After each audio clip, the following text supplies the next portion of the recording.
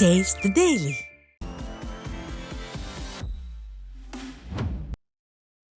கடலூர் மாவட்டம் ஸ்ரீமுஷ்ணத்தில் பலரின் உயிரை காவு வாங்கும் வகையில் வடிகால் வாய்க்கால் பள்ளம் உள்ளதாக புகார் எழுந்துள்ளது. முறையான திட்டமிடல் இன்றி நெடுஞ்சாலைத்துறை மூலம் கடந்த ஓராண்டுக்கும் மேலாக நடைபெற்று வரும் அப்பணியால் வாகன ஓட்டிகள் கடும் வேதனையை அனுபவிப்பதுடன் பலர் விபத்திலும் சிக்கி வருகின்றனர். குறிப்பாக பேருந்து நிலையம் செல்லும் முகப்பு சாலையில் தோண்டப்பட்டுள்ள பள்ளத்தில் கான்கிரீட் இரும்பு கம்பிகள் துருத்தி கொண்டு நிற்கும் நிலையில் அங்கு போதிய தடுப்புகளும் அமைக்கப்படவில்லை. இதுகுறித்து புகார் அளித்தும் நடவடிக்கை எடுக்கப்படவில்லை என மக்கள் சாடுகின்றனர். திருவள்ளூர் மாவட்டம் சிற்றம்பாக்கம் கிராமத்தில் மின்மாற்றி சேதமடைந்து மின்கம்பிகள் மிகவும் தாழ்வாக செல்வதாக அப்பகுதி மக்கள் குற்றம் சாட்டியுள்ளனர். சிற்றம்பாக்கம் பகுதியில் விளைநிலங்கள் அருகே உள்ள மின்மாற்றி சேதமடைந்து காணப்படுவதாகவும் விளைநிலங்களுக்கு செல்லும் வழியில் மின்கம்பிகள் தாழ்வாக செல்வதாகவும் அப்பகுதி மக்கள் குற்றம் சாட்டியுள்ளனர்.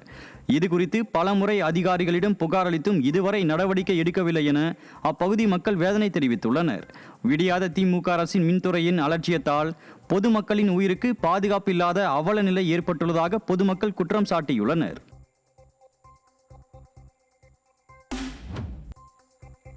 சேலம் மாவட்டம் மேட்டூர் அருகே சரக்கு ஆட்டோவும் இருசக்கர வாகனமும் நேருக்கு நேர் மோதிக்கொண்ட விபத்தில் 3 இளைஞர்கள் உயிரிழந்தனர்.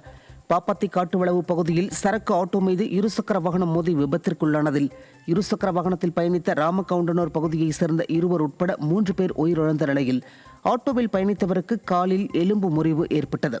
விடியாத திமுக அரசின் நெடுஞ்சாலைத்துறை அதிகாரிகள் விபத்து ஏற்பட வாய்ப்பு இருக்கும் பகுதிகளில் எச்சரிக்கை பலகை மற்றும் வேகத்தடை அமைக்காததே விபத்திற்கு காரணம் என குற்றம் சாட்டப்படுகிறது. காஞ்சிபுரம் ஸ்ரீ காமாட்சியம்மன் ஆலயத்தில் விநாயகர் புறப்பாட்டுடன் கனு உற்சவம் நடைபெற்றது.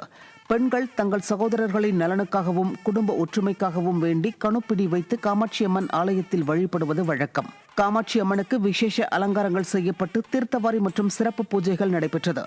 மேலும் விழாவில் பங்கேற்றவர்களுக்கு லலிதா சகஸ்ரநாம பாராயணமும் கணுப்பிடி வைக்கும் பெண்களுக்கு அம்மனின் பிரசாதமும் வழங்கப்பட்டது.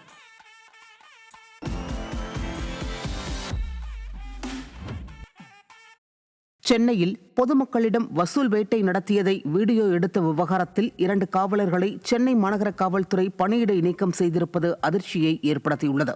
மெரினா கடற்கரையில் வாகனம் நிறுத்துமிடத்தில் அபராதம் என்ற பெயரில் பணம் வசூலித்த காவலர் சண்முகசுந்தரத்தின் நடவடிக்கையை வீடியோ எடுத்த விவகாரத்தில் எவ்வித விசாரணையும் நடத்தாமல் போக்குவரத்து காவலர்கள் ராகவன் மற்றும் லியோ சார்லி ஆகிய 2 பேரை பணியிடை நீக்கம் செய்திருப்பது அதிர்ச்சியை ஏற்படுத்தியுள்ளது.